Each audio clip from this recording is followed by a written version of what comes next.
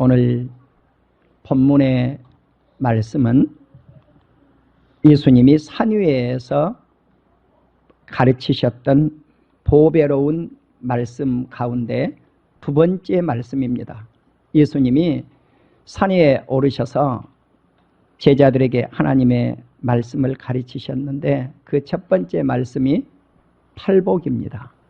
그래서 8가지 복을 말씀을 드리셨는데 누가 천국을 차지할 것인가? 심령이 가난한 사람이 천국을 차지한다. 이것이 첫 번째 말씀이었고요. 마지막 8번째 말씀이 예수 그리스도를 위해서 핍박을 받는 사람, 주님을 위해서 욕 얻어먹고 주님을 위해서 어려움을 당하고 이러한 사람들이 천국을 소유한다라고 하는 진리를 우리에게 가르치셨습니다. 대개 우리가 복 그러면 머릿속에 떠오르는 복이 어떤 복이 제일 많이 떠올라요? 돈, 그렇잖아요. 돈, 물질. 그런데 주님은 그렇게 말씀을 하시지 아니하시고 복의 개념을 영적인 것에다가 먼저 초점을 맞추었어요. 그래서 이러한 진리를 우리에게 가르쳐 주시고 나서 두 번째 우리에게 가르쳐 주신 진리 가운데 하나가 너희는 세상의 소금이 되어라. 너희는 세상의 빛이 되어라. 라고 말씀을 했습니다. 그래서 이 세상의 소금이 뭐고 세상의 빛이 무엇인가 결론부터 내리면 착한 행실입니다. 선한 행실입니다. 친절한 행실입니다. 유익한 행실입니다. 사랑하는 우리 성도 여러분, 먼저 우리는 첫 번째 생각할 말씀이 너희는 세상의 소금이 되어라. 그래서 소금의 역할이 어떠하기에 소금이 되라고 말씀을 하셨을까? 소금은 우리에게 무익한 것도 있고 유익한 것도 있는 것이 성경에서 소개하고 있는 소금이에요. 그러면 성경은 소금을 어떤 의미에 있어서 우리에게 소개하고 있는지, 그리고 예수님은 그 가운데 어떤 말씀을 놓고 너희는 세상의 소금이 되어라고 말씀을 했는지 그 의미를 이해해 보도록 하시겠습니다. 먼저 신명기 29장 23절과 에스겔 47장 11절을 보면 소금은 유황과 함께 재앙을 나타낼 때 사용을 했어요. 그러니까 저주예요. 재앙. 저주를 나타낼 때 소금을 사용을 했는데 너희가 세상에 유황이 되고 너희가 세상이 소금이 되라 이렇게 하지 아니하고 너희는 유황이 되면 안 되고 소금이 되면 안 된다는 거예요. 온 땅에 소금처럼 돼버리면은 그 땅은 황폐해서 망한 땅이다라고 하는 말씀을 하고 있습니다. 그래서 신명기 29장 23절에서 온 땅이 유황이 되고 소금이 되며 또 불 가운데 이렇게 심기지도 못하고 또 경작을 해서 열매도 맺지 못하고 이렇게 되어진다고 하면은 소돔과 고모라 땅과 같이 될 것이라고 하는 사실이에요.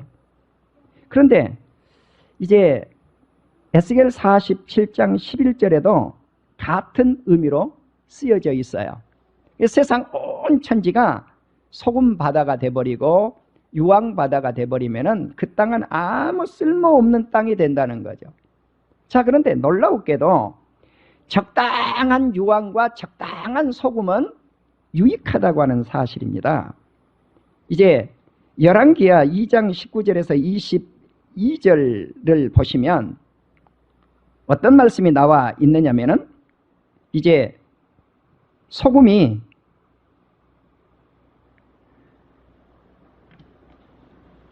나쁜 물을 좋은 물로 만들어 내는데 이 소금이 이제 여리고성은 좋은 위치에 있는 그러한 땅이었어요. 그 위치는 좋은데 토산물은 나빠요. 익지를 않아요.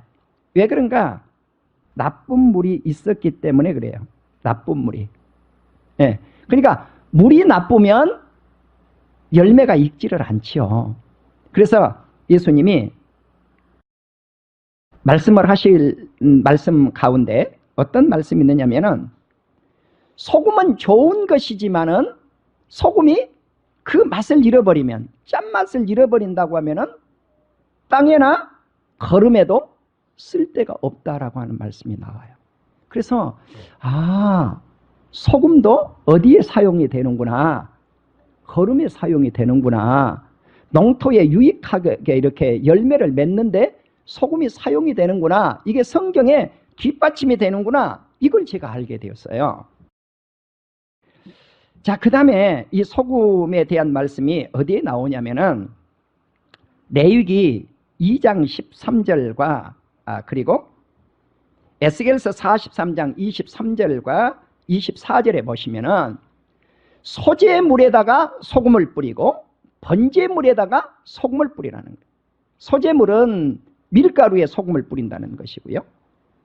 번제물은 이제 숫송아지나 순양 한 마리를 가지고 와서 소금을 쳐서 번제를 드리라고 했다. 5대 제사 가운데 소제와 번제 속에 왜 이 소금을 치라고 했을까? 이것은 성결이에요. 부패를 방지하는 거예요.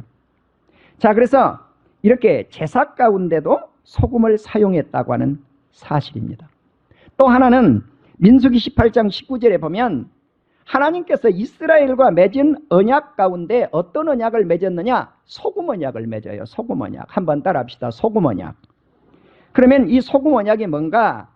이스라엘 나라를 다윗과 그 자손에게 주셨는데 이 소금은 변치 않는 언약이라는 거예요. 다시 말씀을 드리면 이스라엘 가나안 땅을 다윗 왕조에 주었다는 거예요. 그러면 다윗 왕국에 주었는데 다윗이 쭉 내려오면 누구를 탄생시켜요? 예수 그리스도를 탄생시킨단 말이에요. 그러니까 이스라엘이 이 말씀을 굳건히 믿는 거예요. 하나님은 우리에게 무슨 언약을 주셨다? 소금 언약을 주셨다. 변치 않는 언약을 주셨다. 이것은 예루살렘은 어느 누구에게도 뺏기지 않는다. 이스라엘 땅은 어느 누구에게도 빼앗기지 않는다. 왜? 하나님이 주신 언약이다. 이렇게 변치 않는 소금 언약도 있다고 하는 사실입니다. 또 사도 바울은 이렇게 말씀을 하고 있습니다. 너희가 말을 할 때 은혜 가운데 감사함으로 소금으로 맛을 내듯 언어를 구사하라고 말씀을 합니다. 자, 우리는 언어 구사를 할 때 어떻게 구사를 해야 될 것인가? 은혜 가운데. 사랑하는 우리 성도 여러분, 우리가 언어 구사를 할 때 은혜로운 언어 구사, 감사하는 언어 구사, 소금이 맛을 내를 양념을 치듯 언어 구사를 할 줄 안다면 얼마나 좋겠어요? 바울은 그렇게 하라고 말씀을 합니다. 그런데 예수님이 오늘 이제 예수님이 우리에게 하시고자 하는 말씀이 무엇이냐면 소금을 음식의 재료로서 말씀을 하신 거예요. 소금은 모든 음식에 다 들어가야 되잖아요. 들어가지 않는 음식이 있습니까? 없어요. 네. 아무리 맛있는 고기를 해놓아도요, 소고기를 만들어 놔도요, 간간한 맛이 제대로 나지 않으면 고기 맛이 납니까? 안 납니까? 안 나요. 우리가 설렁탕집에 가시면 설렁탕을 24시간 끓였다고 설렁탕이 나오는데 설렁탕 곁에 꼭 나오는 게 있어요. 뭐가 나오던가요? 소금. 내가 24시간 주인의 입장에서 그러는 거예요. 내가 24시간 이렇게 잘 끓여 놓았지만 입맛은 당신의 입맛에 맞게 당신이 소금을 넣어서 알맞게 넣어서 드십시오. 이거예요. 네. 사랑하는 우리 성도 여러분, 없어서는 아니 될 것이 이 소금이에요. 그래서 이제 예수님은 아까 말씀을 드렸잖아요. 이 소금이 좋은 것이지만 그 맛을 잃어버린다고 하면은 땅에나 거름에도 쓸데가 없을 것이다. 만일 짠맛이 유지가 된다면 땅에나 거름에 유용하게 될 것이라고 누가복음 14장 34절과 35절에서 말씀하고 있는 것을 알 수가 있습니다. 또 예수님이 소금에 대해서 한 가지 더 말씀을 했는데 마가복음에서 이렇게 말씀을 합니다. 너희 속에 소금을 두고 서로 화목하라. 소금이 유용한 것처럼 화목해야 된다는 것입니다. 성도들끼리는. 마가복음 9장 50절 말씀입니다. 그리고 이제 예수님이 두 번째 너희는 세상의 빛이 되어라 라고 하는 말씀을 하죠. 그래서 이제 마을을 비유를 들고 있는데 산 위에 어떤 마을이 이렇게 있다고 하면 산을 쳐다보면 그 마을이 잘 드러나요? 안 드러나요? 잘 드러나죠? 잘 보이죠? 예. 산 위에 마을이 있으면 툭 튀어서 잘 보이는 것처럼 빛도 그렇다는 거죠. 우리가 오늘 지금 예배를 드리고 있는데 여러분 우리를 비치는 등불이 우리 아래에 있습니까? 위에 있습니까? 위에 있는 거죠. 옛날에는 아래에 불빛이 없었어요. 그런데 건물에 아래에 불빛이 하나 있는 게 있어요. 그게 뭔가? 유도등. 유도등이 뭔지 아세요? 소방등, 소방. 예. 이제 비상사태가 벌어졌을 때 어둠이 깔리면 전기가 들어와서 이렇게 안내를 해줄 수 있는 게 소방 비상등이에요. 그건 바닥에다가 깔게 돼 있어요. 그 빛 외에는 건물이 다 이렇게 사람을 비치는 빛은 위에 떠 있지 않아요. 이와 같이 너희 빛이 사람들 앞에 비추게 하라. 이렇게 예수님이 말씀을 하죠. 그리고 나서 예수님이 말씀을 해요. 이 빛이 무엇인가? 사람들의 착한 행실이니라. 이렇게 말씀을 해요. 이 빛은 사람들의 착한 행실이라는 거예요. 그래서 너희는 세상의 소금이 되고 빛이 되라고 하는 말씀은 너희는 세상의 착한 행실들을 통해서 하나님께 영광을 돌리라고 하는 말씀입니다. 그래서 사람들 앞에 비치는 이 빛은 착한 행실이요. 이 착한 행실을 통해서 하나님께 영광을 돌려야 할 것이니라. 자, 우리는 이 착한 행실을 생각해 보면서 이제 세 번째 드려져야 될 앞으로 말씀이 어떤 말씀이냐면 예수님은 율법을 폐하러 온 것이 아니라 온전하게 하기 위해서 오셨는데 그 의를 이룬다고 하는 게 뭐냐면 이게 착한 행실이거든요. 그래서 너희는 서기관과 바리새인들처럼 되지 말아라 라고 하는 오늘의 말씀이 의를 이루기 위한 거예요. 의를. 근데 그들은 입술로는 말을 하는데 행하지 않아요. 그러니까 네가 말도 하고 행해라. 그것이 의라는 거예요. 그래서 이 의를 이루는데 성령을 받고 나니까 사람들이 착한 행실을 갖게 되더라는 것입니다. 사도행전 2장 44절에서 45절에 보니까 믿는 사람이 다 함께 있어 모든 물건을 서로 통용하고 또 재산과 소유를 팔아 각 사람의 필요를 따라 나누어 주더라 그러더라. 나누어 주더라. 사랑하는 우리 성도 여러분, 우리가 바리새인과 서기관보다 나아야 된다. 이거는요 목사들에게도 마찬가지예요. 이 목사인 나 이제 목사지만은요 목사지만 오늘 우리가 이 말씀을 전하면서 오늘날 목사님들이 설교 잘한다고 그래요. 어떤 목회자가 설교를 잘하느냐고. 어떤 목회자가 뻔드는 말을 아까 소금을 치듯 은혜롭게 하는 그런 언어 구사를 하는 목회자들이 설교를 잘하는 겁니까? 예수님은 그렇게 말씀하고 있지를 않아요. 자, 그렇기 때문에 오늘 이 말씀을 우리가 바리새인과 서기관보다 나아야 의를 이룬다라고 하는 말씀을 제가 쭉 말씀을 전할 때 이것이 의구나 라고 하는 것을 이해하게 될 줄로 믿습니다. 사도행전 4장 9절을 보시면 만일 병자에게 행한 착한 행실에 대하여 이 사람이 어떻게 구원을 받았느냐고 오늘 우리에게 질문을 한다면 너희와 모든 이스라엘 백성들은 알라. 너희가 십자가에 못 박고 하나님이 죽은 자 가운데서 살리신 나사렛 예수 그리스도의 이름으로 이 사람이 건강하게 되어 너희 앞에 섰느니라. 이 예수는 너희 건축자들이 버린 돌로서 집 모퉁이에 머릿돌이 되었느니라. 시편 118편 22절을 그대로 인용한 말씀이에요. 또 다른 이로서는 구원을 받을 수 없나니 예수 그리스도 외에 다른 이로서는 구원을 받을 수 없나니 천하 사람 중에 구원을 얻을 만한 다른 이름을 우리에게 주신 일이 없다. 예수 그리스도 이름 외에 구원을 주시는 일이 없다는 거예요. 자, 그러면 이 말씀이 무슨 말씀이냐면요. 사도행전 3장에 보시면 베드로와 요한이 성전에 기도를 하러 정한 시간에 들어가려고 하는데 나면서부터 안진병이 된 사람이 원문에는 어머니 뱃속에서부터 안진병이 되었다 그래요. 불구자예요. 어머니 뱃속에서부터. 그런데 이 사람의 나이가 약 40세쯤 된 사람인데 한 푼 주십시오 하는 그러한 표정으로 베드로와 요한을 쳐다보니까 베드로와 요한이 내게는 금덩어리와 은덩어리는 없지만은 내게 있는 것으로 너에게 주노니 나사렛 예수 그리스도 이름으로 걸으라. 아멘. 자, 그런데 베드로와 요한이 이 40세 된 이 사람에게 나면서 안진병이 된 사람, 어머니 뱃속에서 불구된 이 사람을 향하여 일어나 걸으라고 명령을 했을 때 어떻게 됐어요? 일어나 걸었어요. 이 사람이 이렇게 완벽하게 나은 것은 예수 그리스도 때문이라는 거예요. 아멘. 예. 그러면 이 사람이 이렇게 구원을 받은 이 사람, 자, 그러면 병자를 낫게 한 그 행실은 무슨 행실인가? 착한 행실이라는 거예요. 아멘. 치유의 역사는 착한 행실이라는 거예요.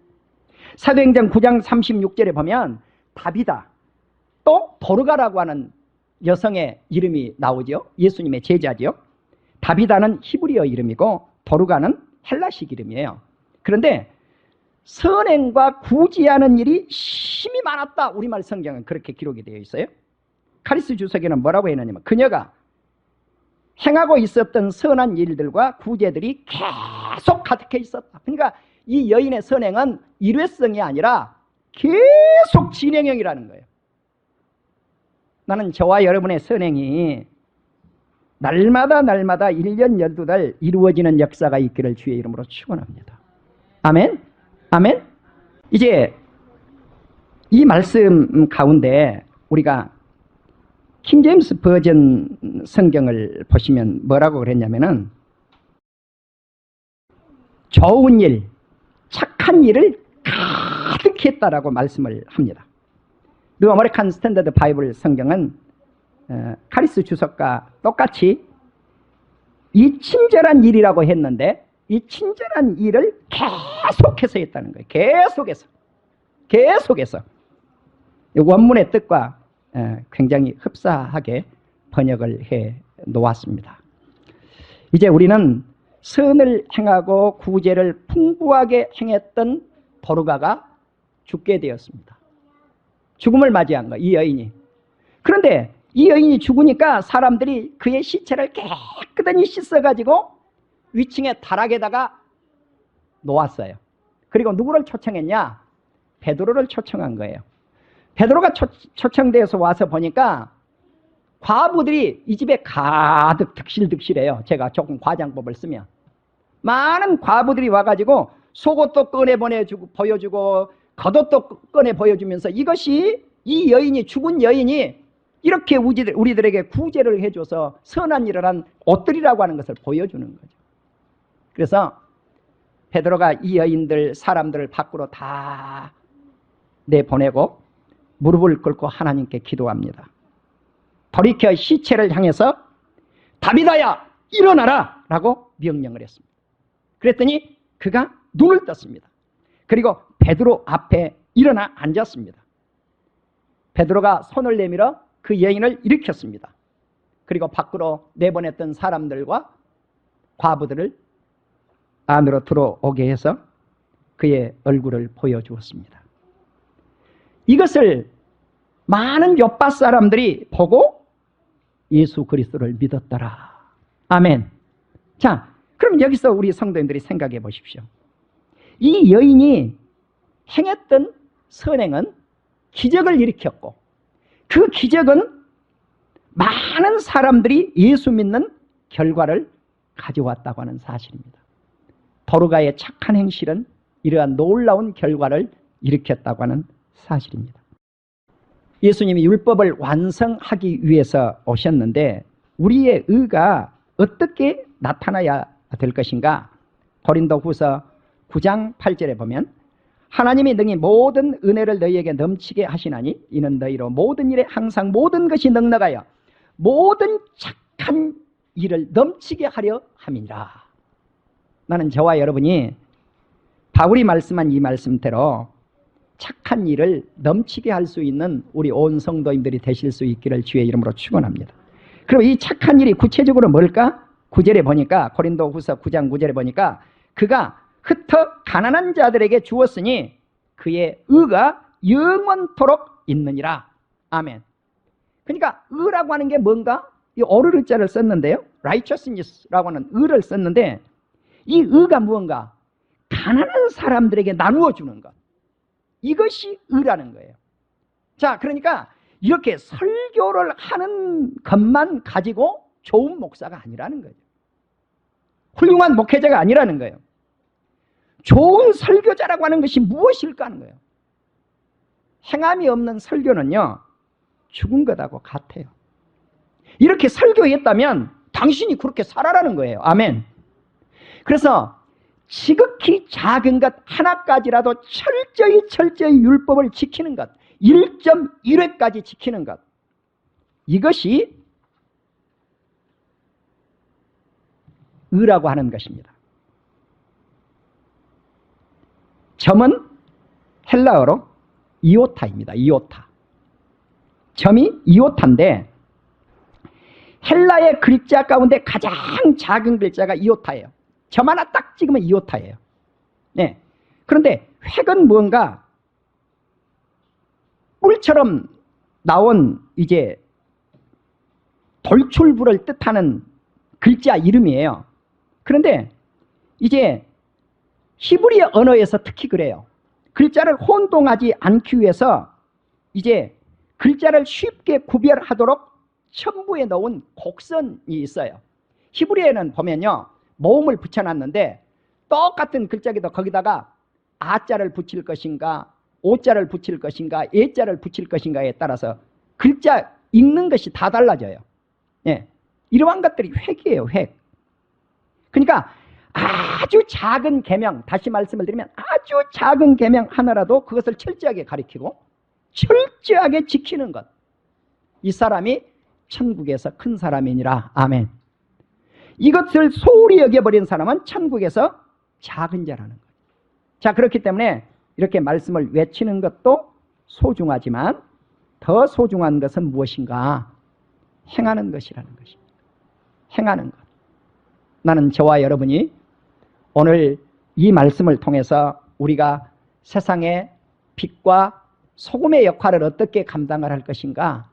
착한 행실을 통해서 우리의 그 선한 행실이 다른 사람에게 유익을 주고 친절한 행실이 마지막에는 수많은 영혼들을 예수 그리스도께로 인도해 내어서 우리의 착한 그 행실이 하나님 앞에 크게 영광이 돌려지는 역사가 있기를 주의 이름으로 축원합니다.